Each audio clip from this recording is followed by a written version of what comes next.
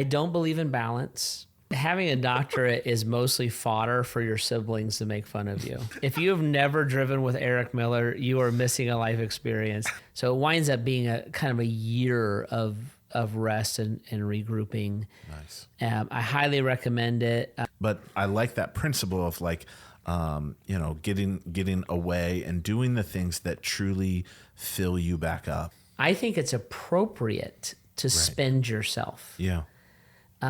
I don't think it's appropriate to live an empty life. Hello, and welcome to the Momentum Ministry Partners podcast. In our fellowship of Christ, our leadership of the local church, and our parenting of the children entrusted to us, we all seek forward momentum. This podcast is designed to provide that momentum in our God-given roles of leadership as we partner together to equip today's Christian leaders for tomorrow's opportunities. Thank you so much, and we hope you enjoy this episode.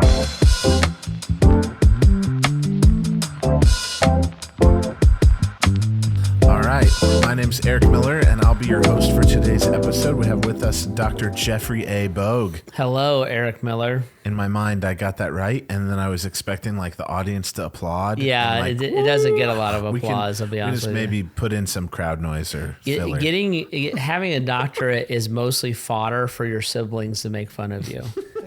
So whenever I mess up, my sisters or my brother are like, "Good job, Dr. Bogue." Dr. Bogue. Yeah. Do your kids call you Dr. Bogue when they're like when they don't want to call you dad or they need to like get your attention? They call they'll call me Pastor Jeff sometimes to get me to turn around.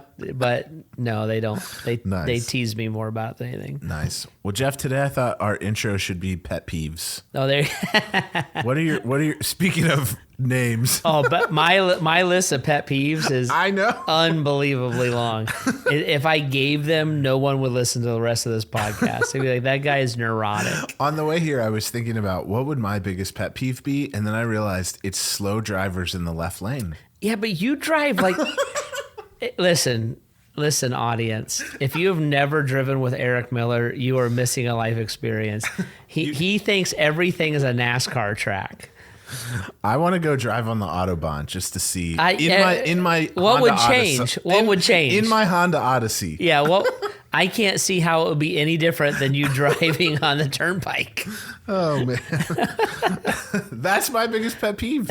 I honestly, if I boil it down, I think it's bad drivers or slow drivers in the left lane. Yeah, I have that pet peeve. I have so many pet peeves. Heidi calls me Sparky. Okay. Like, I don't lose my temper. I'm just always a little bit agitated about everything in my life, and it's all these lists of pet peeves people.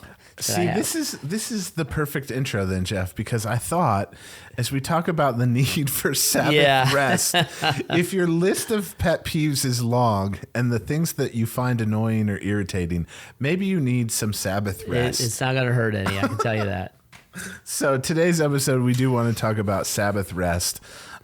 Jeff, you just came recently off sabbatical. Yeah. And we teased this on an earlier episode this season about maybe we should do a whole episode on this conversation. And we thought today would be a good day to do that. All right. So let's dive in. Let's talk about it. Jeff, I guess just first of all, what are some of your biggest takeaways from your own sabbatical? What was that journey like, that process? Yeah. I know I had sabbatical a few years ago and it was rough.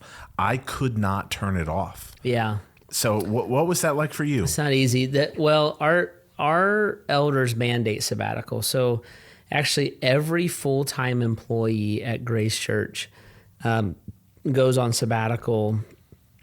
Full-time employee, not pastors. Correct. Our custodians, everybody go on sabbatical. We take it every 6 to 7 years. Kind of just depends on how the calendar plays out. Mm-hmm. And it's short. The first sabbatical is 4 weeks. The second one is 6 weeks. And then nobody's taken a third one yet. So, but it is a time of rest. I like to say the reason that we offer sabbatical is because we want you to separate your relationship with God from your vocation for a minute. And that's hard to do. Like when you have to teach again next weekend and those kind of things, it's really hard to do that.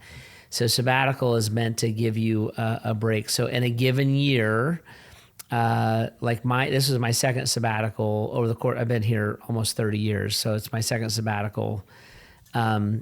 I have to take my 6-week sabbatical, and then I'm also have to take my vacation in that year.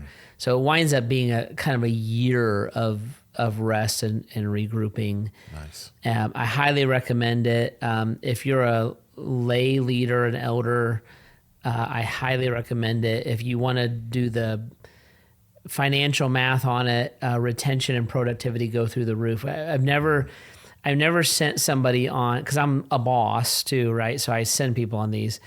I've never sent somebody on sabbatical that really wanted to go, and I've never had anybody come back that wasn't grateful that they went. It always feels like way too big of an interruption. Counterintuitive. Yeah. Yeah. And they'll say, well, I'm not burned out. And I'm like, this isn't because you're not in trouble. Like, this is something good for you. Yeah. That, which is often the way that sabbaticals are talked about in ministry. Somebody got in trouble or somebody was a jerk, and so they got sent on sabbatical. Right. That's not what we're doing. This is scheduled for us. Yeah. But they always come back refreshed, spiritually revived, relationally renewed, especially with their family, and kind of like ready to go at it. Super hard. So it's a very, very good thing. I highly recommend. If you're a youth pastor or an associate and you ever want me to talk to your pastor about that, have him call me and I'll talk to him. I have a very big staff and we make a very big investment in this. Yeah.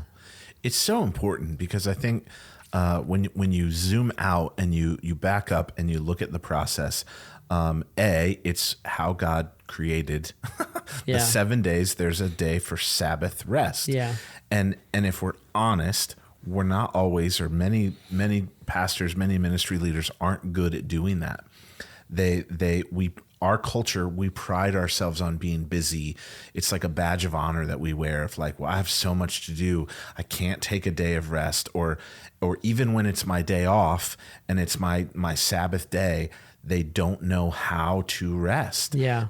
I think so many times, and I shouldn't say they, because I'm like, I'll lead this charge. Like, I don't know how to do it either. Yeah. It's tough. And so to like find the things that you can have invest in you and pour back into you, and the things that are life-giving to you, so that you can continue to pour out and be used by the Lord, that matters. Yeah, it matters a lot, and it makes it different stages of life. You know, your kids are little, so when you're home, you're working, and you need to. I'm in dad mode. Yeah, you're in dad mode. You need to invest in them, and then there's mowing the grass and fixing the whatever, and that kind of stuff. And then you're a husband. You want to invest in your marriage, etc. My youngest is a sophomore in high school, so my kids are much more independent. So at this phase of my life, my time is my own a little bit, although I give a lot of it to them when I'm doing that. So I think a Sabbath. So when I think of Sabbath as ideally a weekly rhythm. And I think, when I was a kid, my parents were kind of old fashioned in their faith. So it was the Lord's Day. And so you had to take a nap and you weren't allowed to do anything. And we didn't even, for a long time, they didn't even get the TV out. They kind of changed that a lot later on. But I'm pretty sure they said the Bible said we had to take a nap so they could take a nap, kind of a thing. But you went to church twice, Sunday morning, Sunday night, and then you rested in the afternoon. The principle of the Sabbath, I think, is that to rest the body, to rest the heart, and to rest the mind. Now, the thing is that's different for everybody. And if you're a pastor, the Sabbath was different for priests too. Yep. So it's just important to remember all that. I think the commandment of the Sabbath is not brought forward into the New Testament, but the principle is. So when I think about resting, I'm looking at something that refreshes me and something that draws my mind to God in a different way. So there's this old saying that people who work with their hands rest with their minds, and people who work with their minds rest with their hands. So my Sabbath is probably going to look like me working in my yard. That's very relaxing to me. It doesn't feel like a pressure. My Heidi and I, we are these weird people. We love to do house projects. So that would be fun for us to do that. What I have to be careful of is that I don't turn that into a 14-hour hard labor day. So now I'm exhausted the next day when I have to go back and get at it. So those principles are there. But I think it's the idea of for a pastor. I think it's the idea of stepping away from it for a minute and collecting our thoughts. And that's what sabbatical let me do. I like that because I think in church world, in ministry world, so many times people think like, well, sabbaticals when the pastor's going to go go study and sit in the office and read books. And, there's this stereotype of like, you're going to write a book while you're on sabbatical. Yeah. And maybe there's that, but I like that principle of like, getting away and doing the things that truly fill you back up and breaking routine and getting out of that rhythm and separating your relationship with God from your vocation. Yeah. All of those things are imperative. That's so important. And processing, I've written books and that's work. Right. I mean, if you're honest, and it just is. If you've ever written a book, it's like a job to write a book. At least it is for me. Thinking is work for me, right? So understanding our culture, thinking about strategies, processing philosophies, teaching, that's work for me. And then people are work for me, right? And I love people and I love being with people, but everybody in ministry is always going to say there's points that I get overwhelmed by people. Yeah. So our sabbatical policy here is you are to go do what refreshes you. And for me, this last summer I was on sabbatical. What refreshes me is working with my hands. I like to build things. And so that's fun to me. And then for me, it's letting my mind off a leash and letting it go wherever I needed to go. It was interesting this last time. My mind went to a lot of pain. Yeah. And I had a lot of unprocessed pain from people over the last few years, and a lot of hurt, a lot of broken relationships. Everything that COVID did to everybody else, it did to me. I was able to look at that and say those relationships are not broken because I broke them. I didn't feel guilt and I didn't feel like this to-do list. But what I realized is I think most leaders and people in ministry for sure, I like to say I have a superpower. My superpower is I can turn my emotions off. So I can go in any situation, regardless of how emotional or personal it is, and I have to lead in that situation. So I can turn my emotions off. I can flip a leadership gear, and I can get everybody else through that situation. I can do my friend's funeral on behalf of their family. I can let somebody scream at me and shepherd them back without screaming back because it's what they need. But all that winds up buried. Yep. And that's what I was a little taken aback that when I had freedom and I could let my mind off of a leash. So I'm not thinking about what I got to do tomorrow. I'm not thinking about what I have to lead next week. I'm not thinking about what I have to teach on the weekend. So my mind can just kind of go where it wants it to go, where I want it to go. My mind went right to that pain. Yep. And it was, somebody asked me a while ago, they said, was sabbatical fun? And I said, no, it was healthy, but it was not fun for me. It actually was heavy for me. Yep. And I went all the way down to like, do I want to keep doing this? Like the ministry life is a life that is wonderful and is full of joy. I like to say ministry is a great way to live. It's a terrible way to make a living. So I love my life, and I love my wife and my family.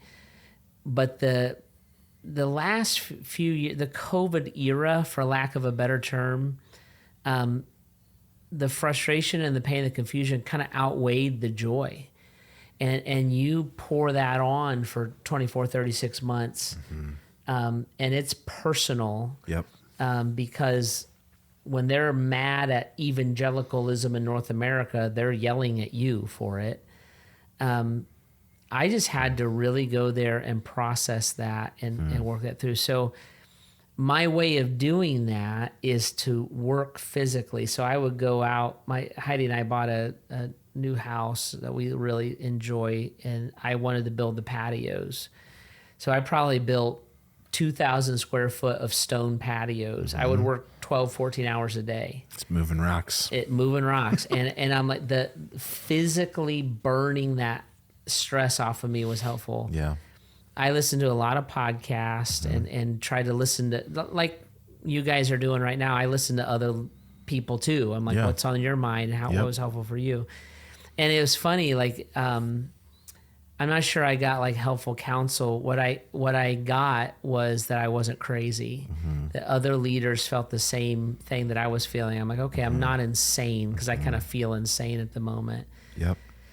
But it took me to some very deep places in my relationship with God. And I'm like, if my relationship with God is pain and labor, I'm not going to forsake my relationship with God, but I might avoid the pain and find a different way to labor. I mean, if this is just work, right, and this is the result, I'll just do different work and make money off it. I don't think money's that hard to make. So I'm just like, I'll just do that. And I really had to wrestle through like my calling. I had to wrestle through what is a normal part of being a servant of the Lord when it comes to pain and burden, like, you know, and then what is like an abuse where like people are treating me in a way that like I can't let them treat me that way anymore. Yeah. And for me, a chunk of that was, I'm taking responsibility for you, and it's actually your responsibility. So somebody would get mad, kill me on social media. I mean, you effing bleeping blah blah. I mean, unbelievable. And people I know, these aren't strangers. So these are people that I like. Were Sorry, I took that post down. Yeah, thank you. But it was hurtful, you know. I'm like, my word, and like you have my cell phone number, like why are you just calling? So I'm looking at that, and I renounce my faith, and it's your fault. Well, I would go home at night, and I'm like, oh my gosh, I failed them, and it would keep me up. Well, you multiply that times 20 more people. And I remember I looked at Heidi one night, I said, I feel like a failure. Hey, we hope you're enjoying the episode so far. We'd like to just take a second, hit pause, and share about one of our ministries we have with you. Travel Teams offers experience with sharing your faith, learning many ministry skills, giving testimonies, building team relationships, and so much more. Team members have the opportunity to memorize scripture, learn to spend quality time with God, and be a part of a discipleship group, as well as learning to work hard. Foundational character qualities will be emphasized and taught by pastors, national ministry leaders, and trained adult mentors. To learn more about our travel teams and how to be a part of the life change that is happening there, visit us at www.buildmomentum.org. I feel like a failure because people's discipleship got tested and it broke. Yep. And actually, I think I'm a pretty strong person. I don't go down easy anyways. I really relied on Heidi and her strength and her putting some steel in my spine over a couple issues. But while I was away and resting, I had to process that. And I'm like, you know what? I'm not, because you were raised around me and you have my cell phone and we were friends and I know the conversations. This is you. This isn't me. Right. And like releasing that is actually really, really hard. Yeah. So sabbatical does that on a big way. Sabbath, I think that's part of what you manage. You manage the rough conversation from that week, or your spiritual, my spiritual weakness. Like, oh Lord, I really blew it here. I manage that on Sabbath. Now, for some people, I'm going to do that on my tractor. I might be doing that. Like I'm the guy that has a football game on, but is thinking about something else. I don't think it matters how it looks. Right. I think it does matter that it's different, and I don't mean that spiritually as much as I mean that pragmatically. My dad was a factory foreman. He worked with his hands. He came home dirty every day. I think he needed to sit and do nothing. He would like work on the house on Saturday, and Sunday he would sit and do nothing. And this was before podcasts and those kind of things. I sit at a desk. And so for me to sit, my almost like muscle memory, my brain goes right into ministry. When I have a football game on, or I'm working on my barn on something, I actually think about God and think about other things that aren't work. So I don't think what Sabbath looks like is important. I think the consistency of Sabbath is important, and I think the intentionality of Sabbath is important. I also don't think you should worship it. So like I'm just looking at you, Eric. Like I just know your kids and they're great, but like it probably does look like we're taking a nap, then Dad's gonna play with you. Guys, Sunday is movie night. Right. Where Dad can doze off or Dad can think about something else and they're caught up in whatever Elsa's doing, kind of thing. And your kids feel loved, and they've been waiting all week for, you travel a lot for you to come home. And Bethany, your wife, is like, feels served, but it's going to play out differently, Yeah, I agree. One of my favorite things to do is I'm about as extroverted as they come. I know that's probably shocking to you, but no, it is. It's something else if you've never met Eric. I say I need about an hour of alone time a month. And I get that when I'm sleeping, right? So, but the reality is, like, for me, like I'm with you. Like, I love working in my yard. I love being outside, and I'll put my AirPods in and I'll listen to a podcast. But oftentimes that's where then on my day off, like that's where I'm praying through something. I'm like trying to process with the Lord, or it's going for a hike. It's being in nature. I love taking my kids for a hike. I love being out in nature. Like we'll just go to the playground, like around the corner from our house, and being outside, being in nature, seeing, like it's a different environment. But while they're playing and Dad, watch me go down the slide for the 50th time, like I'm thinking about like, God, this thing that like happened this week and I need to wrestle with it. And like, that's my time. Or I'll like, when the kids go to bed, I like go down to the basement and I'll journal. And I'm like, that's where I'm like getting stuff, like my pen starts writing harder. I'm like working stuff out because it's my time with the Lord. And those are the spaces that fill me back up. Where I'm dealing with that stuff. And everybody, like if you're listening to this, you have a space like that. You have a space in your life where you enjoy it, you look forward to it, and you meet God there. And it doesn't matter, I don't think, what that space is, but there's places you meet God that you don't look forward to. I don't look forward to painful conversations. There's places that I meet God and I enjoy. Like I like church, but it's a part of my routine. I look for spaces, like for me, it's a lot of nature stuff, and I kind of live in nature, where our house is. So I live on a river, so I'll go down. Heidi, the other day, I was in my front yard, but down at the river, and she called. She's like, where are you? I'm like, I'm laying on the rocks in the river. The river was low. And so I walked out to these rocks. I just laid there. Yeah. She's like, you're laying in the river. I'm like, the view is amazing. Come join me. But yeah, well, I said that. Yeah. And like the fire pit and stuff, like we would look forward to that. I just think it's things like that. I think I think the call to Sabbath is a really healthy thing in the Christian culture today because we're so busy. I think the guilt, I always get nervous when something becomes like the thing, that it doesn't become guilt-ish. Yeah. Because there's times I can't do it in a given week. There's, I'm a pastor, so there's an emergency. There's a blah, blah, blah, blah.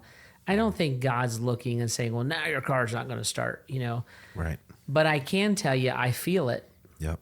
And I feel it in a big way, and I start to long to get back to it because I know now I'm cynical, now I'm grumpy, now I'm short, now I'm judgy, and I'm like, I used to think about once a year, I think I went out of ministry and God is calling me out of it, I'm going to do something else.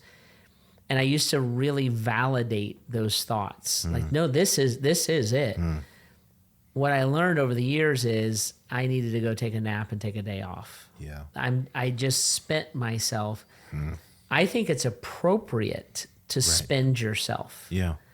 I don't think it's appropriate to live an empty life. So what I say, this has given me some freedom. I try to share this a lot with people. I don't believe in balance. I've been doing this 29 and a half years, and Heidi and I raised 6 kids. I've never been able to figure out how to have dinner at home every night, and how to have a Saturday free. Like, I just never been able to do it. I don't believe in balance. I do believe in correction. So I have figured out how to play basketball with my kids at 9 p.m. I have figured out, like when they were little, we would have devotions. It was dad putting on a video, falling asleep while the kids watch a Bible story. Like, I figured out these things. Yeah. And now as they're older, it looks like a weekend away with them or something like that. Yeah. I don't want you guys to beat yourself up. Yep. I want you to make this a goal. And Jesus said this.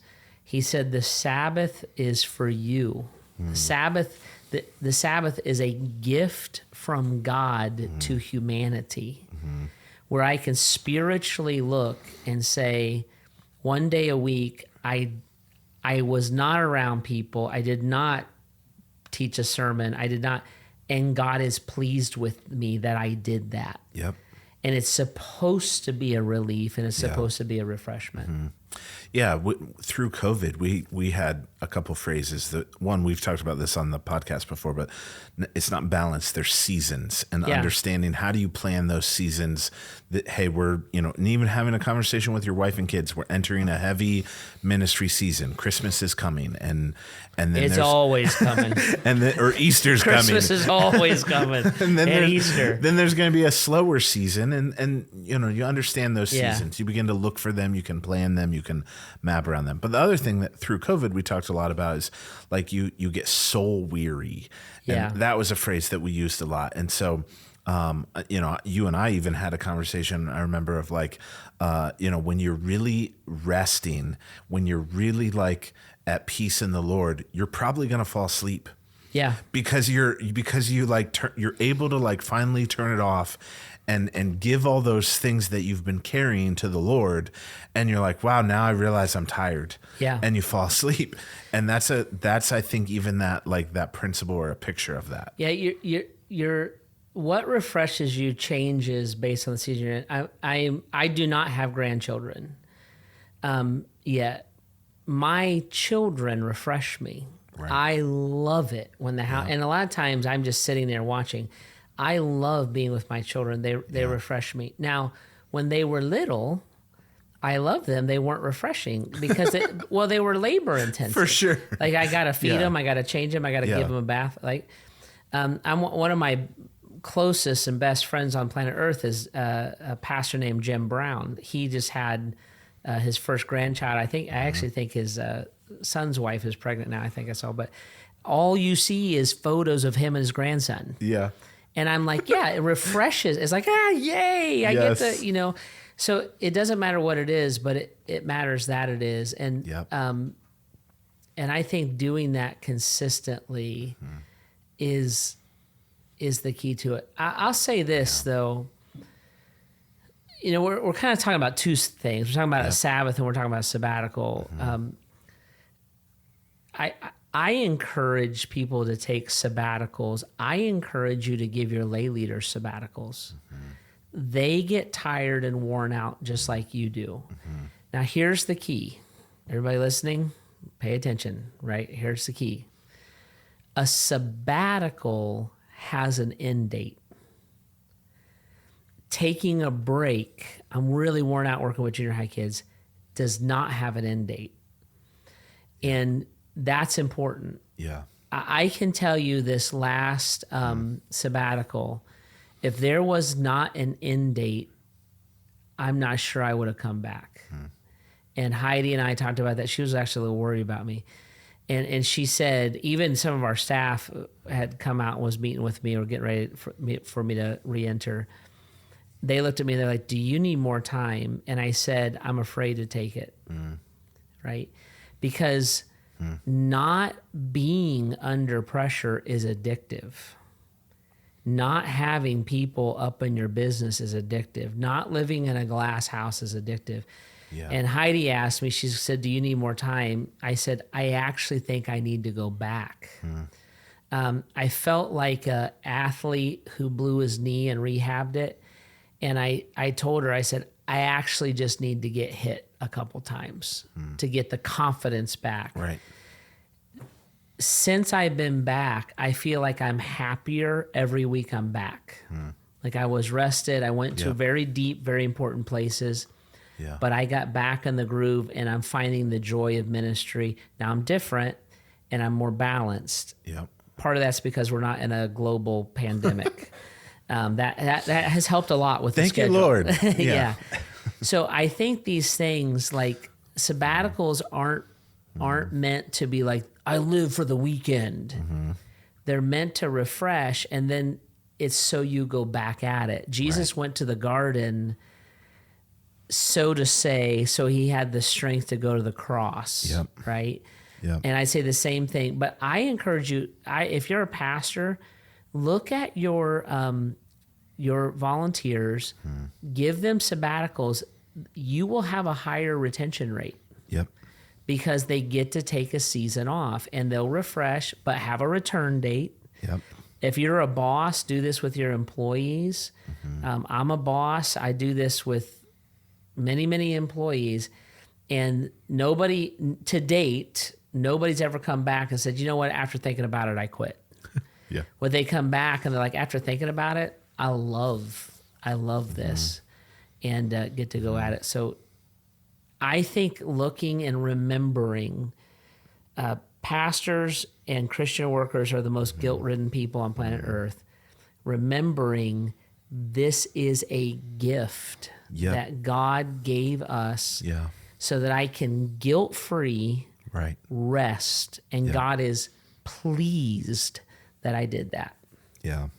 Yeah, if you're in a church or a ministry context where that isn't happening, if you're a pastor and you've never had a sabbatical and you've been 29 years in ministry, like if you want to have these conversations, reach out to us. Yeah. We would love to be a resource to you, to your church. We'll help you think that through. We'll help talk to your leaders, your pastor, or whatever. But we really see the value in this, and not just from an outside perspective, but from having gone through it and walked it as well. So we want this conversation to just be an encouragement to you, to give you hope, and maybe even to challenge you to think about how you spend your day off and how you spend your sabbatical.